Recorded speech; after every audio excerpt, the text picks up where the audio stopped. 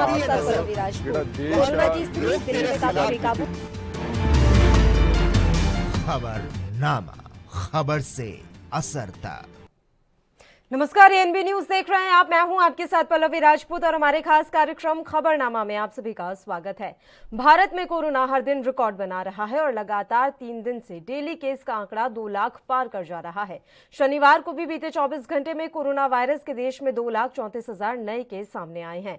स्वास्थ्य मंत्रालय के आंकड़ों के मुताबिक देश में एक्टिव केसों की संख्या 15 लाख पार कर गई है। कोरोना के बढ़ते इसी संक्रमण को देखते हुए देश भर के अलग अलग शहर राज्यों में वीकेंड लॉकडाउन, कर्फ्यू और नाइट कर्फ्यू जैसे प्रतिबंध लगाए गए हैं। कोरोना की दूसरी लहर के संक्रमण की चेन को तोड़ने के लिए दिल्ली, मुंबई जैसे शहरों ने भी पाबंदियों को लागू कर दिया है। महाराष्ट्र में 15 दिनों का मिनी लॉकडाउन जारी है। मुख्यमंत्री उद्धव ठाकरे ने गुरुवार को ऐलान किया था कि 14 अप्रैल को रात 8 बजे से 1 मई तक महाराष्ट्र कर्फ्यू की जद में रहेगा। दिल्ली में कोरोना वायरस के कहर को कम करने के लिए 56 घंटों का कर्फ्यू लगाया गया है। शुक्रवार रात से शुरू हुआ वीकेंड कर्फ्यू सोमवार सुबह तक जारी रहेगा। कोरोना वायरस के कहर को देखते हुए राजस्थान में भी कर्फ्यू जारी है। कोरोना के बढ़ते मामलों के बीच चंडीगढ़ में भी वीकेंड लॉकडाउन लागू है। केरल सरकार ने भी अपने यहां प्रतिबंध कड़े कर दिए हैं। केरल के मुख्य सचिव ने कहा कि राज्य में सभी समारोह के लिए पूर्व अनुमति जरूरी होगी और अधिकारी उन पर सख्ती रखेंगे। जम्मू और कश्मीर प्रशासन ने जम्मू, उधमपुर, कठुआ, श्रीनगर, बारामूला, बडगाम, अनंतनाग और कुपवाड़ा सहित 8 जिलों में नाइट कर्फ्यू लगाया है। कोरोना के बढ़ते मामलों को देखते हुए छत्तीसगढ़ के सुकमा, दुर्ग और बीजापुर में लॉकडाउन का ऐलान किया गया है। तो इस तरीके से पूरे देश में इस समय कहीं लॉकडाउन जैसी स्थिति है, तो कहीं कर्फ्यू लगा है, तो कहीं नाइट कर्फ्यू, तो कहीं वीकेंड लॉकडाउन। यानी कि कोरोना से लड़ने में सभी राज्य अपनी अपनी भूमिका निभा रहे हैं। देश में कोरोना के बढ़ते संक्रमण को रोकने के लिए कई राज्यों ने महत्वपूर्ण कदम उठाया है। वहीं दिल्ली के मुख्यमंत्री अरविंद केजरीवाल कोरोना को लेकर इस समय प्रेस वार्ता कर रहे हैं। आइए आपको तस्वीरें दिखाते हैं। दिल्ली के अंदर भी सीमित आईसीयू के बेड्स हैं। जिस तेजी के साथ कोरोना बढ़ रहा है, जाहिर है कि एक सीमा के बाहर आके हर हेल्थ सिस्टम की एक सीमा होती है। तो बेड्स बहुत तेजी के साथ, जो ऑक्सीजन बेड्स हैं, जो आईसीयू बेड्स हैं, बहुत तेजी के साथ खत्म होते जा रहे हैं। लेकिन आपकी सरकार पूरी कोशिश कर रही है कि बेड्स को और ज्यादा से ज्यादा बढ़ाया जाए। पिछले कुछ दिनों में हमने कई कदम उठाए जिसकी वजह से बेड्स को काफी ज्यादा बढ़ाया गया और अभी तक दिल्ली में बेड्स की कमी नहीं होने दी गई। अभी भी आने वाले कुछ दिनों के अंदर हमने बेड्स को बढ़ाने के लिए कई कदम उठा रहे हैं और अगले कुछ दिनों के अंदर ही, 2-4 दिनों के अंदर ही मैं उम्मीद करता हूं कि बड़े स्केल के ऊपर बेड्स हम बढ़ा पाएंगे। कोशिश करेंगे कि अगर कोई मरीज को बेड चाहिए, सीरियस मरीज हो, उसको ऑक्सीजन चाहिए, तो ऑक्सीजन की दिक्कत नहीं होनी चाहिए उसको। हमारा इस वक्त सबसे मेन मकसद है, इसमें सबसे ज्यादा जरूरी हो जाता है कि मरीज को ऑक्सीजन की जरूरत होती है। तो हम जितने ज्यादा से ज्यादा बेड्स क्रिएट कर रहे हैं, हम कोशिश कर रहे हैं कि उनको ऑक्सीजन बेड्स बनाया जाए ताकि एक लेवल के सीरियस मरीजों को उसके ऊपर इलाज किया जा सके। तो यमुना स्पोर्ट्स कॉम्प्लेक्स में और कॉमनवेल्थ गेम्स में लगभग 1300 ऑक्सीजन बेड्स का इंतजाम किया जा रहा है। राधा स्वामी सत्संग ब्यास में शुरू में अभी 2500 बेड्स का इंतजाम कर रहे हैं और उसके तुरंत बाद फिर 2500 बेड्स का और इंतजाम करेंगे। जो अभी कुछ दिन पहले मैं जब आपके सम्मुख आया था, मैंने बताया था कि किस तरह से होटल्स को, बैंक्वेट हॉल्स को हॉस्पिटल्स के साथ अटैच किया जा रहा है। तो लगभग 2100 बेड्स इस तरह से होटल्स और बैंक्वेट हॉल्स को हॉस्पिटल्स के साथ अटैच करके हम 2100 ऑक्सीजन बेड्स बनाने में सफल हुए हैं, जो कि कल या परसों में ऐप में भी आ जाएगा। और वो ओवरऑल हॉस्पिटल की निगरानी में होंगे। जो भी बैंक्वेट हॉल में और होटल में उनका इलाज हो रहा होगा तो वो हॉस्पिटल की निगरानी में होंगे, तो एक तरह से हॉस्पिटल का हिस्सा होंगे। तो इस तरह से लगभग अगले 2-4 दिन के अंदर मैं उम्मीद करता हूं कि 6000 बेड्स और हम इस पूरे सिस्टम के अंदर ऐड करने में सक्षम होंगे। लेकिन जिस तेजी के साथ कोरोना बढ़ रहा है, अभी किसी को नहीं पता इसकी पीक कहां पे आएगी। तो दिल्ली के मुख्यमंत्री अरविंद केजरीवाल भी इस समय कोरोना संक्रमण को लेकर चिंता जता रहे हैं। उन्होंने कहा है कि जिस तेज गति से इस संक्रमण का प्रसार हो रहा है, अभी किसी को अंदाजा नहीं है कि इसकी पीक कहां पर आएगी। ऐसे में पहले ही अस्पतालों की कमी होने लगी है, आईसीयू बेड की कमी होने लगी है और इन्हीं बेड की कमी को किस तरीके से पूरा किया जा सकता है, इसको लेकर अरविंद केजरीवाल प्रेस वार्ता कर रहे हैं। और इस समय दिल्ली से हमारे संवाददाता राजीव तिवारी लाइव जुड़ गए हैं। राजीव, अरविंद केजरीवाल की इस समय पीसी चल रही है और वो लगातार ये बात कहते हुए नजर आ रहे हैं कि दिल्ली में अब आईसीयू बेड की कमी हो रही है क्योंकि कोरोना संक्रमण तेज गति से फैल रहा है। हकीकत आपसे जानना चाहेंगे, अभी फिलहाल दिल्ली किन किन चीजों की कमी से जूझ रही है? देखिए, बिल्कुल बता दें, जिस तरीके से लगातार जो कोरोना का संक्रमण है वो बिल्कुल बढ़ता चला जा रहा है। यहाँ तक कि दिल्ली के अंदर जो पिछले 24 घंटे के अंदर 19,000 से ज्यादा के केस आना कहीं ना कहीं दिल्ली सरकार की मुश्किलें जारी खड़ी हुई है। और उसी को लेकर आज जो बैठक की गई थी, बैठक के बाद अब प्रेस वार्ता कर रहे हैं। प्रेस वार्ता के अंदर साफ कर दिया उन्होंने कि स्थिति अभी किसी को भी नहीं पता किस तरफ जाएगी, क्योंकि जिस तरीके से बेडों की कमी हो रही है, अस्पतालों के अंदर डॉक्टरों की कमी हो रही है और कहीं ना कहीं जो होटल है या कैसे बैंक्वेट हॉल है उनको भी अब कोविड सेंटर के अंदर बनाया जा रहा है। बेडों की संख्या उसमें ही बढ़ाई जा रही है। लगातार कोशिश की जाएगी कि दिल्ली के अंदर की स्थिति को कंट्रोल किया जा सके। मगर इसीलिए बात करें वीकेंड कर्फ्यू की, तो वीकेंड कर्फ्यू भी बिल्कुल लगाया गया है और लगातार कोशिश जरूर की जा रही है कि कोरोना की जो चेन है उसको तोड़ा जा सके। मगर जनता का जब तक सहयोग नहीं दे पाएगी तो कहीं ना कहीं कोरोना की जो चेन है वो टूटती नजर नहीं आएगी। और इसीलिए बार बार दिल्ली सरकार केंद्र से दिल्ली जनता से अपील कर रही है कि आप लोग सहयोग दीजिए, जो वीकेंड कर्फ्यू है उसका पालन कीजिए, नाइट कर्फ्यू है उसका पालन कीजिए। मगर कहीं ना कहीं जनता जो है वो लापरवाही करती नजर आ रही है और कहीं ना कहीं कोरोना की जो रफ्तार है वो बिल्कुल बढ़ती नजर आ रही है। जी बिल्कुल राजीव, आप लगातार हमारे साथ जुड़े रहिए, इस मसले पर आपसे जानकारी यूं ही लेते रहेंगे। बस एक छोटे से ब्रेक के लिए यहाँ रुक रहे हैं, आप देखते रहिए एएनबी न्यूज। देख रहे हैं आप, मैं हूं आपके साथ पल्लवी राजपूत। कोरोना की स्थिति दिल्ली में काफी बेकाबू। खबरनामा, खबर से असर तक।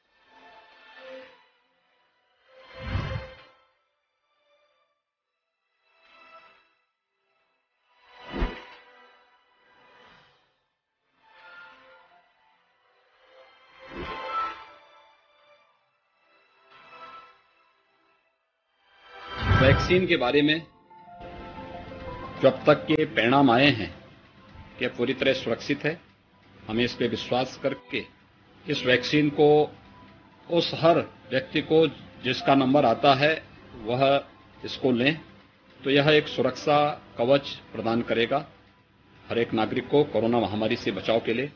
दूसरा, मेरी अपील है प्रदेशवासियों से कि वैक्सीन लेने के बाद भी हमें बचाव के सभी उपाय और सावधानियां बरतनी पड़ेंगी, जिसमें मास्क की अनिवार्यता और 2 गज की दूरी की अनिवार्यता आवश्यक है। 1 2 3 4 कोरोना की होगी हार। सूचना एवं जनसंपर्क विभाग उत्तर प्रदेश द्वारा जनहित में जारी।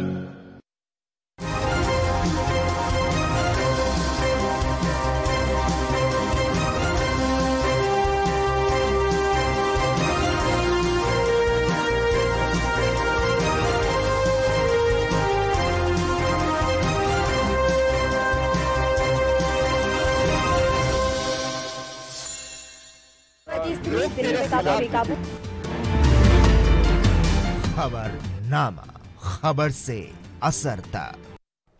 ब्रेक के बाद एक बार फिर से खबरनामा में आप सभी का स्वागत है। आज हम आपको जानकारी दे रहे हैं कि कोरोना वायरस संक्रमण के मद्देनजर कहां क्या कुछ पाबंदियां इस समय लगाई गई हैं। देश में कहां लॉकडाउन लगा हुआ है, कहां वीकेंड कर्फ्यू है, कहां पर नाइट कर्फ्यू है, ताकि आप भी समझ पाएं कि किस तरह के हालात इस समय देश में हो रहे हैं और इससे बचने के लिए हम क्या कुछ कर सकते हैं। दिल्ली से हमारे संवाददाता राजीव तिवारी लगातार जुड़े हुए हैं लाइव हमारे साथ। राजीव, कुछ तस्वीरें वायरल हो रही हैं दिल्ली से, कुछ निगमबोध घाट की हैं तो कुछ कब्रिस्तान की हैं, जहां पर हम देख पा रहे हैं कि अब शवों को जलाने के लिए या दफनाने के लिए जगह नहीं बची है, लोगों को अपनी बारी के लिए इंतजार करना पड़ रहा है। कितनी सच्चाई है इन तस्वीरों में?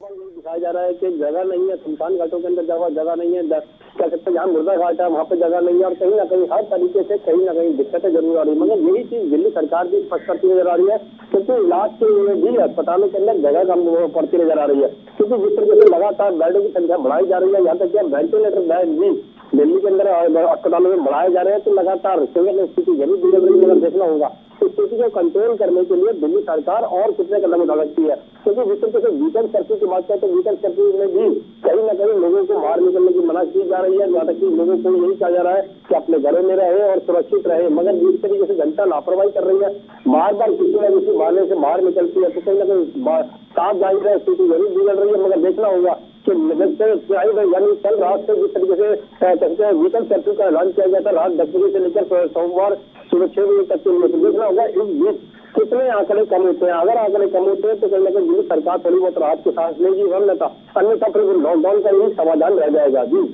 ठीक है, शुक्रिया राजीव तमाम जानकारी देने के लिए। आप हमारे साथ जुड़े। तो आपको बता दें कि दिल्ली में 56 घंटों का जो कर्फ्यू लगाया गया है वो अभी लगातार जारी है। देश में कोरोना वायरस संक्रमण को रोकने के लिए राज्य सरकारें अपने हिसाब से महत्वपूर्ण कदम उठा रही हैं। दिल्ली सरकार ने भी वीकेंड कर्फ्यू लगाने का फैसला किया, तो उत्तर प्रदेश ने 10 जिलों में नाइट कर्फ्यू की सीमा को बढ़ा दिया है, समय सीमा बढ़ा दी है, यानी कि रात 8 बजे से सुबह 7 बजे तक अब ये समय सीमा कर दी गई है। इसके अलावा देश के कई राज्यों ने अपने यहाँ होने वाली 10वीं 12वीं की परीक्षाएं और इसके अलावा जो अन्य परीक्षाएं होती हैं वो फिलहाल के लिए टाल दी हैं। महाराष्ट्र में पहले से ही 15 दिनों की पाबंदियां चल रही हैं। दिल्ली में वीकेंड कर्फ्यू भी लगातार जारी है। इस बीच अरविंद केजरीवाल आज एक बार फिर से मीडिया के सामने आए और उन्होंने कहा है कि आईसीयू बेड की कमी हो रही है, हम देख रहे हैं कि इस कमी को किस तरीके से दूर किया जा सकता है। इसके अलावा ये भी जानकारी मिल रही है कि जगह जगह यानी कि तमाम शहरों में इस समय ऑक्सीजन की भी कमी हो रही है। ऑक्सीजन की कमी कैसे अभी खत्म होगी ये भी देखना रहेगा कि केंद्र सरकार की तरफ से किस तरह की मदद मिल सकती है। उत्तर प्रदेश के लखनऊ में हालात भयावह हैं, यहां पर स्थितियां बिल्कुल आउट ऑफ कंट्रोल हो चुकी हैं। उत्तर प्रदेश ने 2000 से अधिक सक्रिय केस वाले 10 जिलों में नाइट कर्फ्यू का समय बढ़ाकर रात 8 से लेकर सुबह 7 बजे पहले ही कर दिया। इनमें लखनऊ, प्रयागराज, कानपुर नगर, वाराणसी, गौतम बुद्ध नगर, गोरखपुर, मेरठ, बरेली, झांसी और बलिया शामिल है। इसके अलावा वाराणसी में प्रत्येक शनिवार व रविवार को सभी प्रकार की दुकानें, मॉल, व्यापारिक प्रतिष्ठान, बार, आबकारी की दुकानें भी बंद रहेंगी। यूपी में कोरोना संक्रमण के मामले तेजी से बढ़ते जा रहे हैं।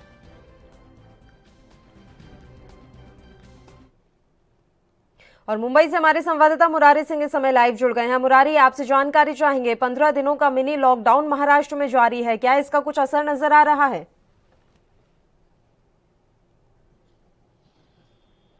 मुरारी तक आवाज नहीं पहुंच पा रही है, एक बार फिर से उनके साथ संपर्क साधने की कोशिश करेंगे। इस बीच अपने दर्शकों को हम जानकारी दे दें कि किस तरीके से देश में हालात खराब हो रहे हैं। कोरोना संक्रमण के मद्देनजर जगह जगह नाइट कर्फ्यू, लॉकडाउन जैसी अभी पाबंदियां लगा दी गई हैं। यूपी में भी अब कड़ी नियम यहां पर लगा दिए गए हैं। पाबंदियां यूपी में काफी सख्त अब होती हुई नजर आ रही हैं, क्योंकि कोरोना वायरस ने पूरे देश समेत उत्तर प्रदेश में भी कहर मचा रखा है। बेकाबू होते हालात और लगातार बढ़ती मरीजों की संख्या के मद्देनजर योगी आदित्यनाथ की सरकार ने कुछ अहम फैसले लिए हैं।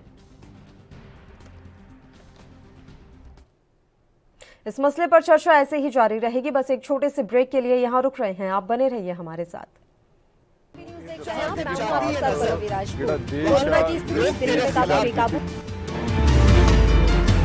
खबरनामा, खबर से असर तक।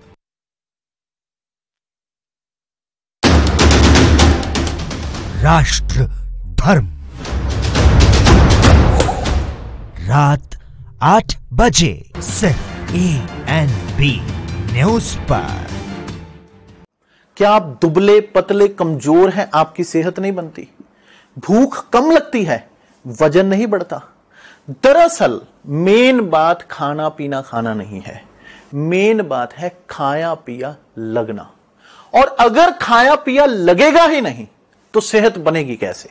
इसलिए हमारी संस्था सन्यासी आयुर्वेदा ने एक ऐसी दवा बनाई है जो कि आपके पाचन तंत्र को, आपके लीवर सिस्टम को ठीक करने का काम करती है, ताकि आप जो भी खाएं उसका पूरे का पूरा निचोड़ आपके शरीर को लगे, आपकी भूख बढ़े, खाया पिया सही से लगे, नया खून बने, हड्डियों में जान आए, वजन बढ़े, ताकत बढ़े, चेहरे पर नूर आए और आप मोटे तगड़े खूबसूरत पर्सनैलिटी के मालिक बन जाएं।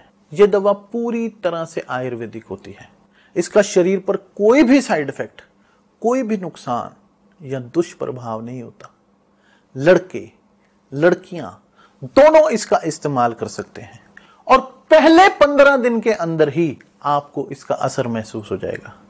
सिर्फ 650 रुपए की पूरे 1 महीने की दवा होती है और आप इसे घर बैठे 01145454545 पर फोन करके दवा मंगवा सकते हैं। खबरनामा, खबर से असर तक। ब्रेक के बाद एक बार फिर से आप सभी का स्वागत है। हमारे संवाददाता मुरारी सिंह लाइव हमारे साथ जुड़ गए हैं मुंबई से। मुरारी, मेरी आवाज आपको मिल पा रही है? मुरारी, हम आपसे जानकारी चाहेंगे, महाराष्ट्र में 15 दिनों का मिनी लॉकडाउन अभी जारी है, क्या कुछ हालातों में बदलाव होता हुआ इस समय दिख रहा है? जी पल्लवी, सही कहना है। लॉकडाउन सरकार और संदिग्ध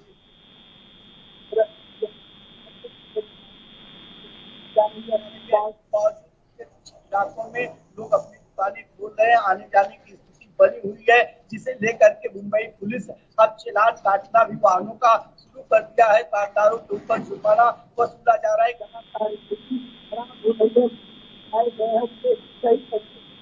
फॉलो नहीं किया जा रहा है। यही वजह है कि मरने वालों का जो आंकड़ा है या फिर कोरोना संक्रमण मरीजों की संख्या लगातार इजाफा देखा जा रहा है।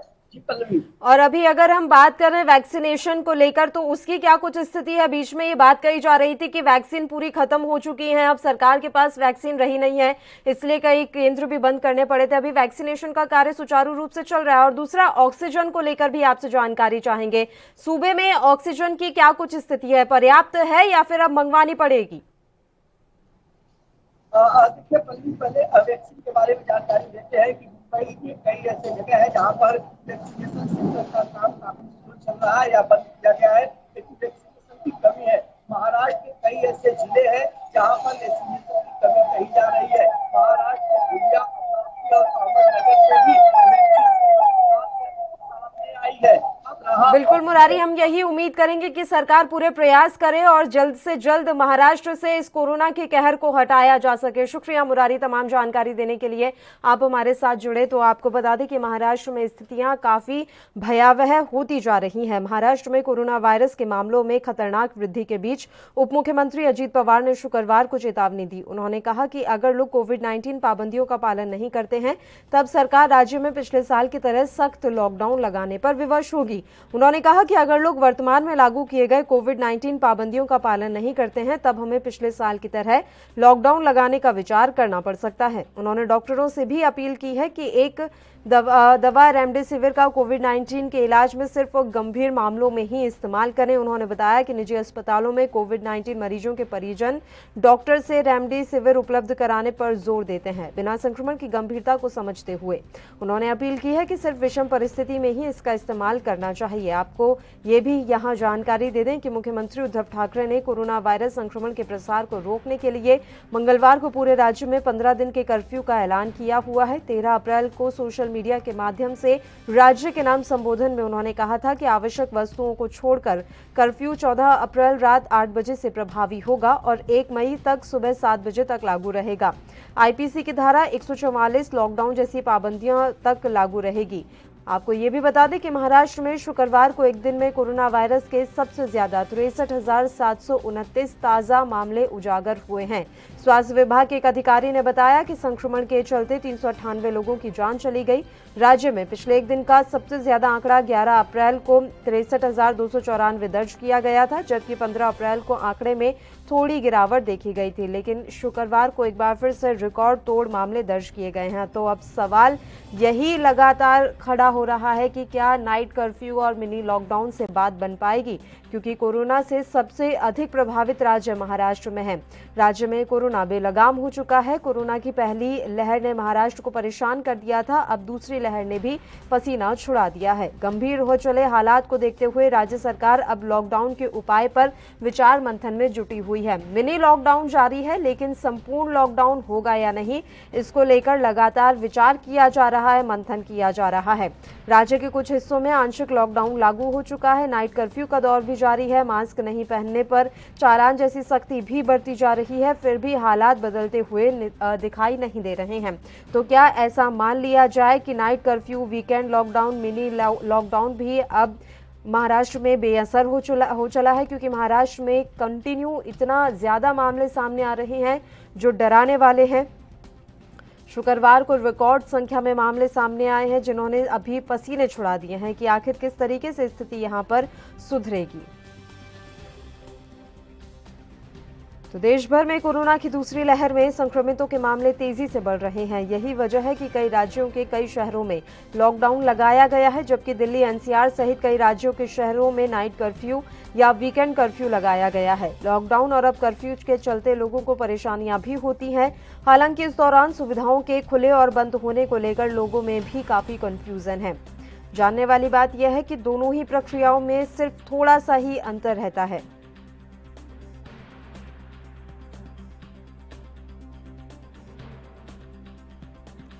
तो देश के कई राज्य इस समय lockdown, weekend curfew, mini lockdown जैसी स्थिति से गुजर रहे हैं। भारत में कोरोना हर दिन रिकॉर्ड बना रहा है और लगातार 3 दिन से डेली केस का आंकड़ा 2 लाख पार कर रहा है। शनिवार को भी बीते 24 घंटे में कोरोना वायरस के देश में 2,34,000 नए केस सामने आए हैं। स्वास्थ्य मंत्रालय के आंकड़ों के मुताबिक देश में एक्टिव केसेस की संख्या 15 लाख को पार कर चुकी है। कोरोना के बढ़ते इसी संक्रमण को देखते हुए देश भर के अलग अलग शहरों, राज्यों में वीकेंड लॉकडाउन, कर्फ्यू और नाइट कर्फ्यू जैसे प्रतिबंध लगाए गए हैं। कोरोना की दूसरी लहर के चेन को तोड़ने के लिए दिल्ली, मुंबई जैसे शहरों ने भी पाबंदियों को लागू कर दिया है। महाराष्ट्र में 15 दिनों का मिनी लॉकडाउन जारी है। मुख्यमंत्री उद्धव ठाकरे ने गुरुवार को ही ऐलान किया था कि 14 अप्रैल को रात 8 बजे से 1 मई तक महाराष्ट्र कर्फ्यू की जद में रहेगा। भीड़भाड़ को रोकने के लिए पूरे राज्य में धारा 144 लागू कर दी गई है। अनिवार्य चीजों को छोड़कर सब कुछ बैन कर दिया गया है। जरूरी सेवाओं की दुकानों को ही खुलने की छूट है, बाकी सभी सार्वजनिक गतिविधियों पर बैन है। दिल्ली की बात कर ले तो यहां पर भी कोरोना वायरस के कहर को कम करने के लिए 56 घंटों का कर्फ्यू लगाया गया है। शुक्रवार रात से शुरू हुआ वीकेंड कर्फ्यू सोमवार सुबह तक जारी रहेगा। कर्फ्यू के दौरान पूरी दिल्ली में पुलिस पेट्रोलिंग जारी रहेगी। अगर किसी ने भी अपने घर से बाहर कदम रखा तो उन्हें पुलिस पेट्रोलिंग टीम का सामना करना पड़ेगा। कोई भी व्यक्ति जब तक ये साबित नहीं कर देता कि वो जरूरी सेवाओं के लिए जा रहा है, उसे जाने नहीं दिया जाएगा। कर्फ्यू का उल्लंघन करने के लिए उसे गिरफ्तार कर केस भी दर्ज किया जा सकता है। अगर किसी को आपातकालीन स्थिति में अस्पताल जाना पड़ता है तो इस पर जाने दिया जाएगा। अस्पताल जाने वाले डॉक्टर अपने आईडी कार्ड दिखाकर जा सकेंगे। अगर कोई सब्जी विक्रेता बिक्री कर रहा है और उसे सब्जी बेचते हुए देखा जा सकता है तो उसे बिना पास की भी अनुमति दी जाएगी। कई चीजों के लिए ई पास जरूरी होगा। कोरोना वायरस के कहर को देखते हुए राजस्थान में भी कर्फ्यू जारी है। राजस्थान सरकार ने राज्य में कोरोना वायरस के बढ़ते संक्रमण को देखते हुए आज यानी शुक्रवार शाम 6 बजे से सोमवार सुबह 5 बजे तक राज्य में कर्फ्यू लगाने की घोषणा की है। और चलिए अब इस मसले पर चर्चा की शुरुआत कर लेते हैं। कांग्रेस से अनुज आत्रे जी इस समय लाइव हमारे साथ जुड़ गए हैं। अनुज जी, स्वागत करती हूं आपका एएनबी न्यूज पर। सवाल यह है कि देश में अब स्थितियां बेकाबू हो चुकी हैं। अब ऐसा नहीं है कि कंट्रोल में रह गई हों स्थितियां कोरोना को लेकर। अब क्या लग रहा है, एक बार फिर से हम संपूर्ण लॉकडाउन की ओर बढ़ रहे हैं? क्या अब एकमात्र यही रह गया है उपाय? देखिए, जिस तरह से सरकार है के लगातार विफलता के कारण जो है देश में कोरोना फिर से फैल गया है। ये केंद्र सरकार ने बहुत ज्यादा इसको लापरवाही के तहत जो है इसको जिस तरह से डील किया है। पूरे देश में कोरोना के 2 लाख से ऊपर केसेस आना और लगातार जो है मोर्टेलिटी रेट में बढ़ोतरी हो जाना, ये बहुत ही चिंताजनक है। अब ऐसा लगता है कि जैसे स्थिति इनके नियंत्रण से बिल्कुल बाहर हो चुकी है, स्थिति कंट्रोल में नहीं है और अब सब कुछ अंत में भगवान भरोसे। तो हाल क्या बचेगा? अब ये मुझे लगता है फिर से ही दोबारा देश को लॉकडाउन की स्थिति दिखाई दे रही है। धीरे धीरे लोग राज्यों को आना पड़ रहा है। कई राज्यों ने अभी नाइट कर्फ्यू के साथ साथ अभी वीकेंड कर्फ्यू शुरू कर दिया है। तो धीरे धीरे हालात बेकाबू नहीं हो रहे हैं और ये जो एक स्प्रेडिंग चेन को रोकने के लिए अब कहीं ना कहीं लॉकडाउन की स्थिति दिखती नजर आ रही है। बिल्कुल, लॉकडाउन की स्थिति ही बनती हुई नजर आ रही है। इसके अलावा कोई उपाय सूझ ही नहीं रहा है। वैसे भी तमाम राज्य अपने अपने राज्यों में पाबंदियां तो लगा ही रहे हैं। देखने वाली बात यहां पर यही रहेगी कि केंद्र सरकार की तरफ से क्या फैसला लिया जाता है। अनुज जी, आप लगातार हमारे साथ बने रहिए, इस मसले पर चर्चा ऐसे ही जारी रहेगी। एक छोटे से ब्रेक के लिए यहाँ रुक रहे हैं, फौरन हाजिर होंगे।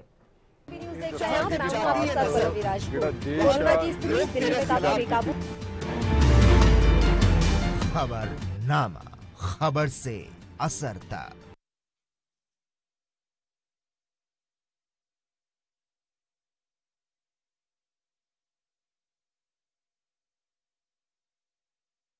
गुरु तेग बहादुर सिमरिए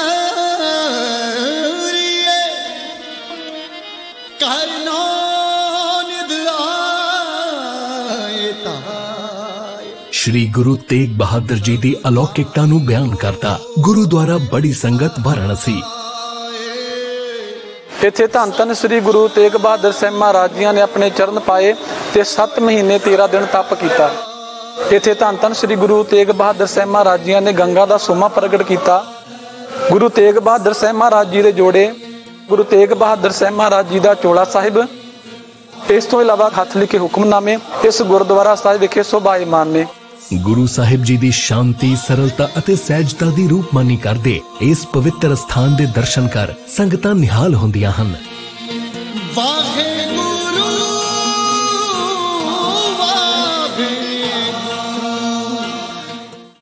क्या आप दुबले पतले कमजोर हैं? आपकी सेहत नहीं बनती, भूख कम लगती है, वजन नहीं बढ़ता?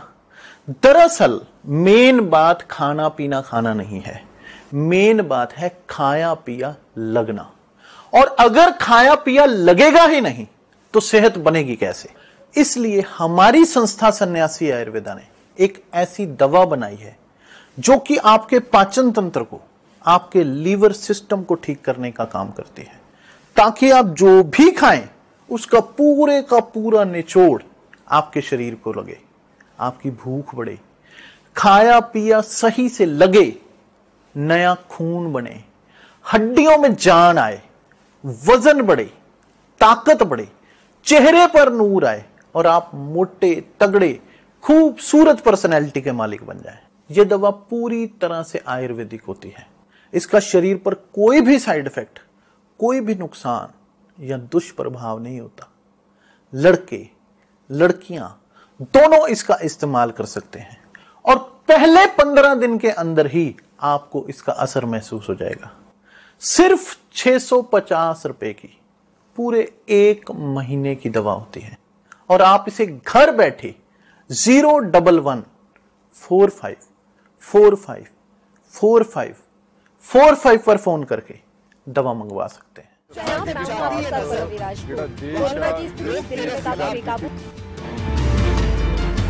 खबरनामा, खबर से असर तक। ब्रेक के बाद एक बार फिर से आप सभी का स्वागत है। कोरोना के कहर को लेकर आज हम खबरनामा में बात कर रहे हैं। अनुज आत्री जी लगातार हमारे साथ लाइव बने हुए हैं, कांग्रेस के प्रवक्ता हैं अनुज जी।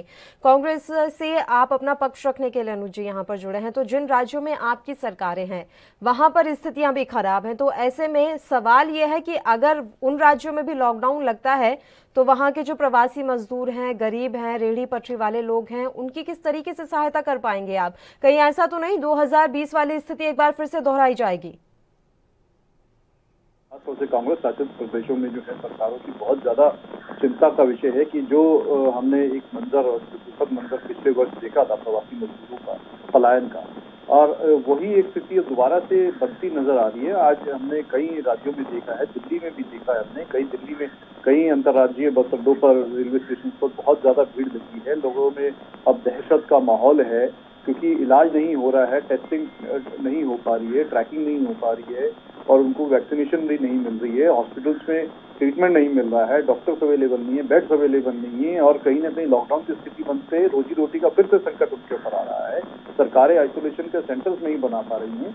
तो ये मजदूर जो खासतौर से मजदूर वर्ग, देखिए जो प्रवासी मजदूर है वो कोठियों में नहीं रहता है, वो एक एक कमरे में 5-5, 7-7 मजदूर भाई अकेले रहने को मजबूर होते हैं, क्योंकि उनके पास इतना सक्षम नहीं है। और अगर उनमें से एक भी कोरोना का पेशेंट आ जाए तो उन सबके सामने मजबूरी है कि या तो उस पेशेंट को कहीं और आइसोलेशन के लिए भेजें, या फिर वो सब उसके साथ कमरा छोड़ करके कहीं और जाएं। तो उनके पास जगह नहीं है, या तो वापस अपने प्रदेश जाने को मजबूर है, या उस भाई को अपना जिसको आइसोलेशन सेंटर नहीं मिल रहा है तो उसके सामने क्या चाह रहा है। तो ये स्थिति बहुत गंभीर है। तो इसको लेकर के राज्य सरकारों को बहुत चिंता करनी चाहिए कि हमारे मजदूरों को, जो खासतौर से प्रवासी हैं, उनको फिर से अगर वो पलायन कर गए, और जिस तरह से अर्थव्यवस्था बेपटरी हुई पिछले साल और अभी तक पटरी पर नहीं लौटी है सुचारू रूप से, दोबारा से बेपटरी हो जाएगी, दोबारा से मजदूरों का अभाव हो जाएगा, तो उनकी क्या हालत है।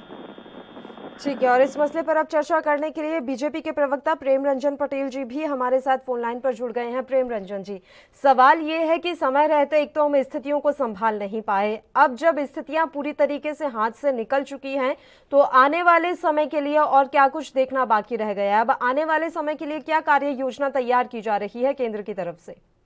देखिए कि कोरोना का ये जो संक्रमण का दौर है जो चला है, ये पूरी भयावह स्थिति जो है से धीरे धीरे बनती जा रही है, लेकिन उसके बावजूद जो है से हम पूरी तरह से इससे निपटने के लिए पूरी तैयारी सरकार के माध्यम से किया गया है।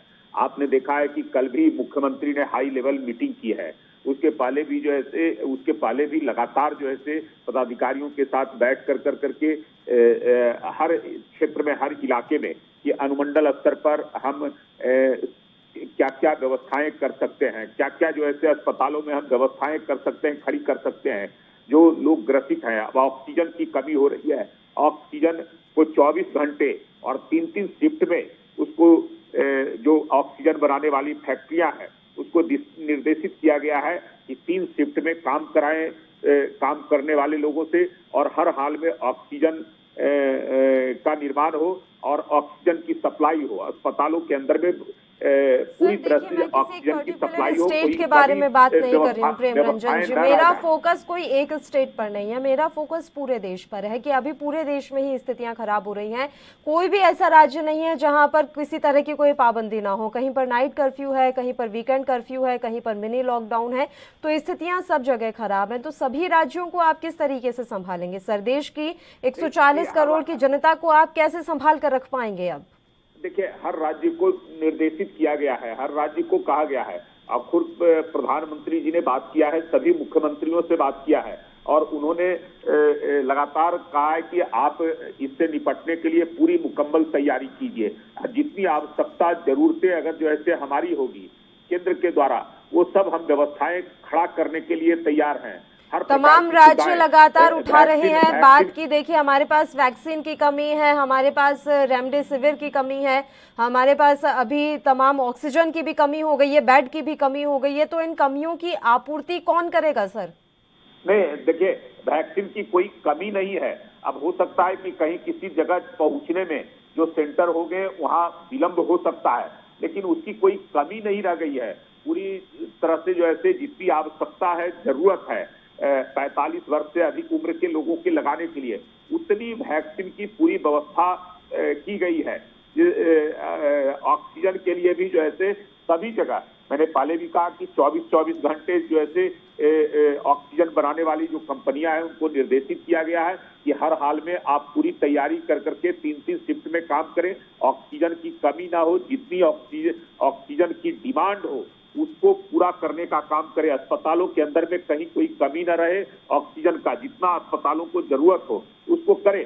सरकार पूरी तरह से गंभीरता से इसको तैयारी कर रही है और पूरी गंभीरता से ले रही है कि हर हाल में हम पूरी व्यवस्थाएं खड़ी कर सके। अस्पतालों के अंदर में बेड की अतिरिक्त व्यवस्था, और अस्पताल ही नहीं, सरकारी जो भवने हैं बहुत सारी, उन सभी जगह जो ऐसे व्यवस्थाएं खड़ी करने के लिए कोविड सेंटर के रूप में पहले से भी बहुत सारे बनाए गए हैं, और अब नए भी बनाने के दिशा निर्देश दिए गए हैं कि आप तैयारी करें और कोविड के बेड लगाया जाए ताकि जो पेशेंट आए, जो जिनको क्वारंटाइन भी करना हो, तैयारी करते करते बहुत देर कर दी है उस जगह सर। तैयारी करने के निर्देश देते देते ही आपने बहुत देर कर दी। अब तो समय ऐसा लग रहा है कि हाथ से बस फिसलता ही जा रहा है। खैर, अनुज जी हमारे साथ लगातार जुड़े हुए हैं। प्रेम रंजन जी कांग्रेस के प्रवक्ता हैं, आप सुन रहे होंगे अनुज जी तमाम बातें प्रेम रंजन पटेल जी की। क्या आप उनकी बातों से इत्तेफाक रखते हैं? क्या इतनी पक्की तैयारी हम लोगों की नजर आ रही है इस समय?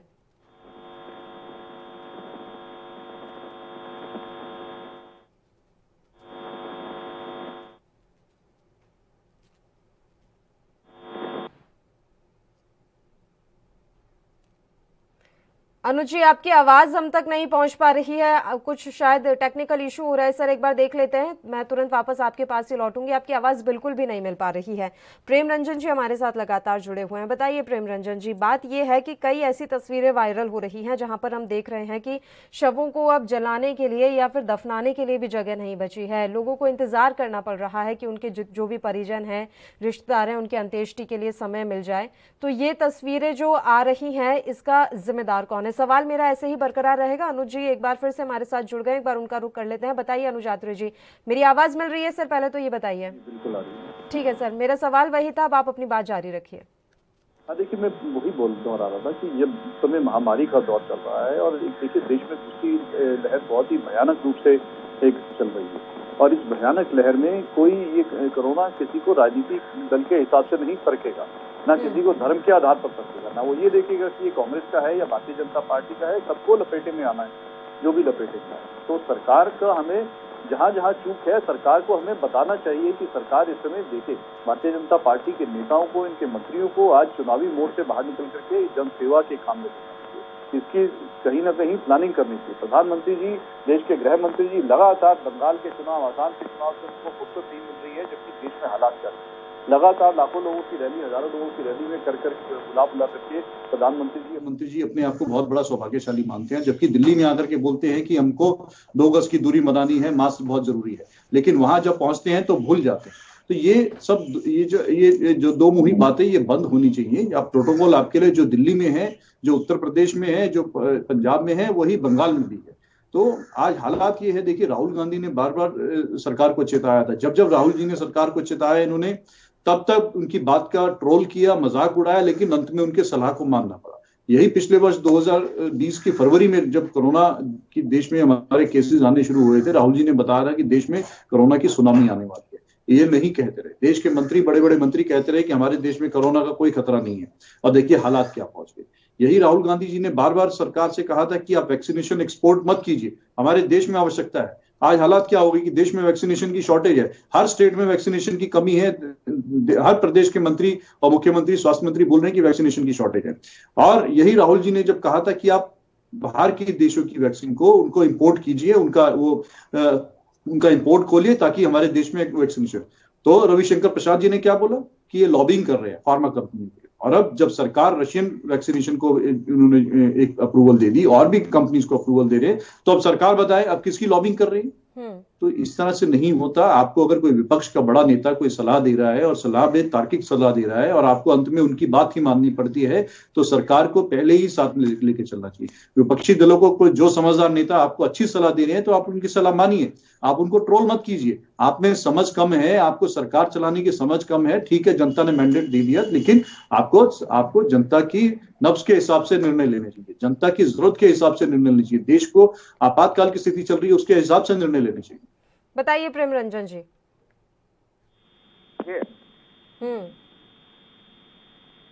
आवाज मिल रही है प्रेम रंजन जी आपको? प्रेम रंजन जी, मेरी आवाज मिल रही है आपको?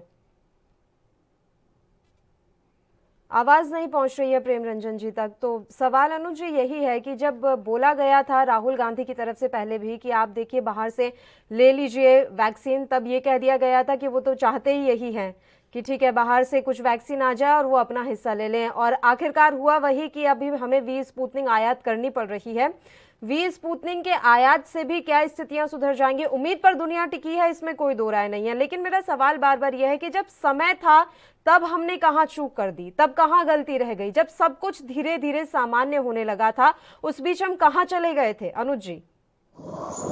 देखिए, निश्चित तौर पे जब पूरा 1 साल का समय था, सरकारों ने, केंद्र सरकार ने विशेष तौर पे क्या तैयारी की, बताएं कि क्यों जब दोबारा से अब ये सेकंड वेव आ गई है, सबको पता था कि कोरोना की सेकंड वेव आएगी, आज नहीं कल आएगी। तो आपने इस 1 साल में कौन सी हेल्थ इंफ्रास्ट्रक्चर को डेवलप किया, कौन से आपने मेडिकल सर्विसेज को डेवलप किया, कहाँ आपने आज, क्यों हॉस्पिटल्स में डॉक्टर्स की कमी है, क्यों जगह जगह आज जो है पेशेंट्स धक्के खा रहे हैं, उनको हॉस्पिटल्स में बेड नहीं मिल रहे हैं, वेंटिलेटर्स नहीं अवेलेबल हैं, आईसीयू बेड्स नहीं अवेलेबल हैं, आज भी वेंटिलेटर्स की इतनी शॉर्टेज क्यों है, क्यों नहीं उपलब्ध कराए गए। तो ये सारी बातें सरकार को जवाब देनी पड़ेगी कि आप लगातार जो है चुनावी मोड में तो लगे रहते हैं, चुनाव में तो बहुत जोर शोर से आप लगे रहते हैं, 17-17, 18-18 घंटे आप बंगाल के चुनाव में समय दे देते हैं, लेकिन आपको इतनी बड़ी ये महामारी की तरफ समय देने के लिए सरकार के पास समय नहीं है। प्रेम रंजन जी, आवाज मिल रही है आपको? हाँ, मिल रही है। चुनावी मोड में है सर आप, लेकिन देश को बचाने के मोड में कब आएंगे? ये केवल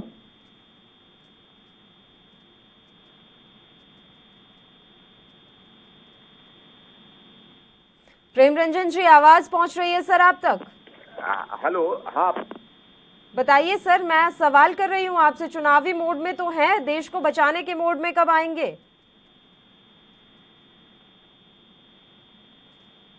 प्रेम रंजन जी तक आवाज नहीं पहुंच पा रही है। चलिए प्रेम रंजन जी, शुक्रिया आप हमारे साथ जुड़े तमाम चर्चा करने के लिए। आवाज नहीं मिल रही है, टेक्निकल इशू हो रहा है। अनुज जी, मैं आपके साथ ही अब आगे कंटिन्यू करना चाहूंगी।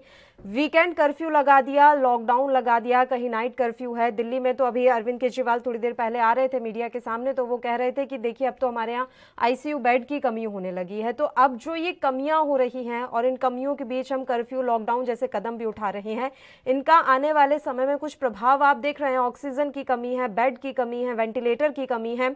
अगर कमियां इसी तरीके से बढ़ती जाएंगी तो सबसे ज्यादा नुकसान तो आम जनता का ही होना है अल्टीमेटली। देखिए, लगातार पेशेंट्स बढ़ रहे हैं। आज 24,000 25,000 की गिनती को छू गए दिल्ली, देश की राजधानी में कोरोना पेशेंट्स को। और यही दिल्ली के मुख्यमंत्री केजरीवाल जी लगातार झूठ बोल करके जनता को बरगला रहे थे कि हॉस्पिटल्स में बेड की कमी नहीं है, ऑक्सीजन की कमी नहीं है, वेंटिलेटर्स की कमी नहीं है। लेकिन और कांग्रेस पार्टी बार बार उनको चेता रही थी, जिस तरह से लोगों के हालात दिख रहे थे, लोग दर दर भटक रहे हैं अपने पेशेंट्स को लेकर के, उनको हॉस्पिटल में एडमिशन नहीं मिल रहा। और केजरीवाल जी प्रेस कॉन्फ्रेंस करके बोलते रहते हैं, अपनी ऐप में दिखाते रहते हैं कि 5,000 बेड अवेलेबल है। आज कहाँ गए वो? तो यही अगर समय से इन्होंने तैयारी कर ली होती, आइसोलेशन सेंटर्स जो पिछले साल बने थे उनको बंद करके बैठ गए हैं, समय से उनको चालू कर दिया होता तो लोगों की हालात ये नहीं, जो कम गंभीर बीमारी वाले पेशेंट्स हैं उनको आइसोलेशन सेंटर में रखा जाता तो उनकी हालात इतनी खराब नहीं होती। आज हालात ये है कि दिल्ली में 24% से ऊपर जो है मोर्टेलिटी रेट पहुंच गई है। तो उसके लिए जिम्मेदारी किसकी है? क्यों नहीं सरकार ने इतना बढ़ चढ़ के प्लाज्मा बैंक इन्होंने बनाया है? लोगों को प्लाज्मा की इतनी अधिक आवश्यकता पड़ रही है, बहुत ज्यादा इन्होंने प्रचार प्रसार करके प्लाज्मा बैंक की बार भी ऐसा ही हुआ था सर, वो अकेले कहाँ हैंडल कर पाए थे, उन्हें एंड में सेंट्रल का ही पूरा हेल्प यहाँ पर लेना पड़ा कि सेंट्रल गवर्नमेंट को उनकी मदद के लिए आगे आना पड़ा। अभी भी वैसा ही दिख रहा है, अभी भी नहीं लग पा रहा है कि वो कुछ हैंडल कर पा रहे हैं केजरीवाल जी। निश्चित तौर पे देखिए, हैंडल नहीं है, मिस हैंडलिंग हो रही है और मिस हैंडलिंग का खामियाजा दिल्ली की जनता को भुगतना पड़ रहा है। और रही सवाल केंद्र सरकार की, तो केंद्र सरकार ने भी ऐसा कोई जादू की छड़ी नहीं घुमाई थी कि जिसकी वजह से केसेस कम हुए थे, वो ऑटोमेटिकली पूरे देश में केसेस घटने शुरू हो गए थे, उस वजह से केसेस घटे। वरना इनकी तरफ से कोई ऐसी प्रयास नहीं किया गया कि जिससे जो है ये चेन रुके या लोगों को कुछ इलाज मिले। आज भी हालात ये है कि दिल्ली में वैक्सीनेशन की सिर्फ 3 से 4 दिन का डोजेज हैं, वैक्सीनेशन अवेलेबल नहीं है। वैक्सीनेशन सेंटर ये बढ़ा नहीं रहे हैं, इस डर से नहीं बढ़ा रहे हैं क्योंकि ज्यादा बढ़ाएंगे तो ज्यादा वैक्सीनेशन लोग ले लेंगे, तो वैक्सीनेशन इनके पास उपलब्ध नहीं। सही में अभी काफी अव्यवस्थाएं यहाँ पर फैली हुई हैं और पता नहीं कब जाकर सरकार चेतेगी और सारी व्यवस्थाओं को बनाने में और कितना समय लगेगा। डर इसी बात का है कि कहीं जागते जागते ज्यादा देर ना हो जाए। फिलहाल के लिए शुक्रिया अनुज यात्री जी, आप हमारे साथ जुड़े इस तमाम अहम मसले पर चर्चा करने के लिए। तो आपको बता दें कि देश में कोरोना के केसेस में लगातार बढ़ोतरी होती जा रही है, जो कि भयावह है। ऐसे में अब अपनी सुरक्षा की जिम्मेदारी हमारी खुद की है। अगर हम सुरक्षित रहेंगे तो ही हम अपने परिवार को भी सुरक्षित रख पाएंगे। इसी के साथ खबरनामा में फिलहाल के लिए इतना ही। मुझे दीजिए इजाजत, नमस्कार।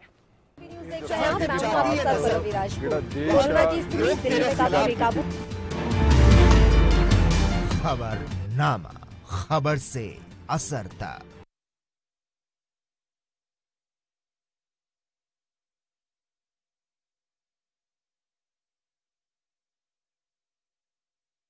गुरु तेग बहादुर सिमरिए करनो निद इस पावन पवित्र अस्थान ते गुरु तेग बहादुर साहब सच्चे पातशाह जी 6 महीने 9 दिन रहे। गुरु तेग बहादुर साहब सच्चे पातशाह जी ने गंगा जमुना सरस्वती का जो सुमेल है इस अस्थान तक पवित्र खूह है उस खूह विच करवाया।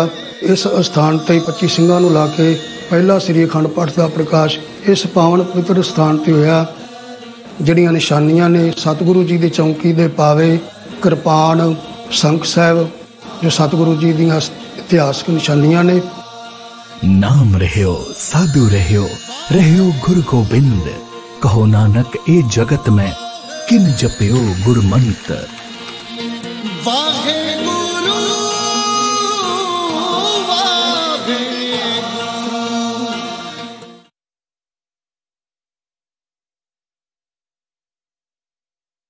क्या आप दुबले पतले कमजोर हैं? आपकी सेहत नहीं बनती?